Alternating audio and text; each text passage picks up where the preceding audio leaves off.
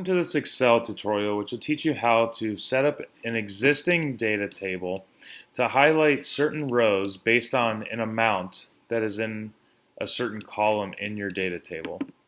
The first thing you'll need to do is to highlight all the data in your data table, go to Conditional Formatting, and we're going to set up a new rule. If you're on Excel for Mac, make sure to select Classic, and then we're going to set up a rule based on a formula to determine which cells to format. Here we want to select the column, the first row in the column that we want to compare the data. So here we're going to look at the amount in column C. So we're going to start with that first row in column C. Make sure to delete the $ so that as you go through each row, it's going to compare the next row and continue to increment.